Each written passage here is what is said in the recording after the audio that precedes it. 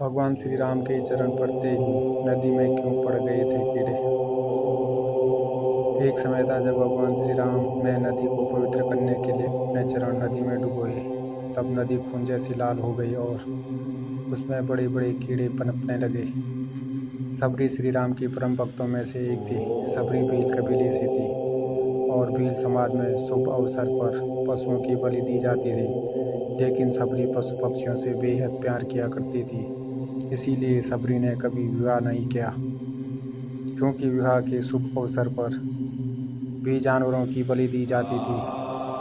और इसीलिए वो अपने कबीले के भागकर मतंग ऋषि के आश्रम में सेवा करने लगी। सबरी प्रभु श्री राम की भक्ति में लीन रहती थी और मतंग ऋषि से धर्म और शास्त्रों का ज्ञान लिया करती थी। मतंग ऋषि त्रिकालदर्शी थे। सबरी की निस्वार्थ सेवा देखकर बेहद प्रसन्न हो गए थे। और जब मतंग ऋषि का अंतिम समय निकट था, तब उन्होंने सबरी को आशीर्वाद दिया था कि एक दिन भगवान विष्णु के अवतार प्रभु श्री राम सबरी की कुटिया में आकर उन्हें साक्षात दर्शन देंगे, जिसके बाद सबरी को मोक्ष की प्राप्ति हो जाएगी। जब सबरी ने पूछा कि श्री राम कब आएंगे, तब मतंग ऋषि ने जवाब दिया, तुम उनकी प्रतीक्षा करते रहना, वो जरूर आएंगे। लेकिन तब तक प्रभु श्री राम का जन्म भी धरती पर नहीं हुआ था। सबरी कुटिया में रहकर रोज भगवान श्री राम के आने का इंतजार करती थी। वो रोज उसके आश्रम के रास्ते से कांटे पत्थर झाड़ कर रास्ते में फूल बिछाया करती थी और जंगल से ताजे फल लाकर प्रभु श्री राम के लिए रखा करती थी। ऐसा करते करते सबरी को कई साल बीत गए, लेकिन ऐसा कोई दिन नहीं था सबरी ने प्रभु श्री राम के आगमन की तैयारी न की हो। एक दिन जब सबरी अपने आश्रम के रास्ते में झाड़ू लगा रही थी, तब कुछ ऋषि मुनि पास की नदी में स्नान करके आ रहे थे। तभी सबरी की झाड़ू से धूल उड़कर ऋषि पर जा गिरी।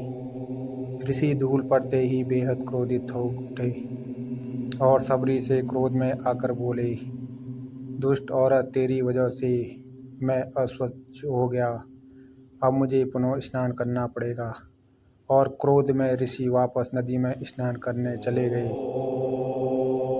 परंतु जैसे ही उन्होंने नदी में कदम रखा, तो वैसे ही नदी खून जैसी लाल हो गई और उसमें छोटे छोटे कीड़े पड़ गए। ये देखकर ऋषि ने सोचा कि ये जरूर उस मूर्ख औरत की वजह से ही हुआ है।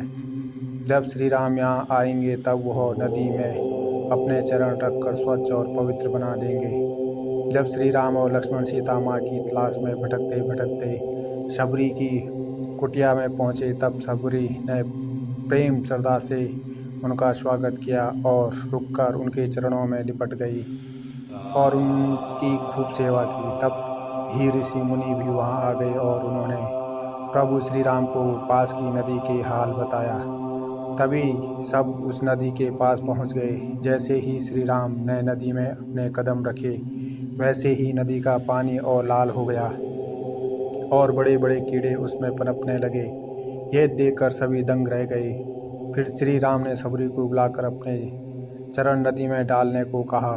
सबरी के चरण नदी में पड़ते ही नदी वापस स्वच्छ और पवित्र हो गई, क्योंकि प्रभु श्री राम अपने भक्तों का मान कभी कम नहीं होने देते। कहानी कैसे लगी आपको? अगर अच्छी लगी तो चैनल को लाइक, शेयर और सब्सक्राइब जरूर करें। धन्यवाद।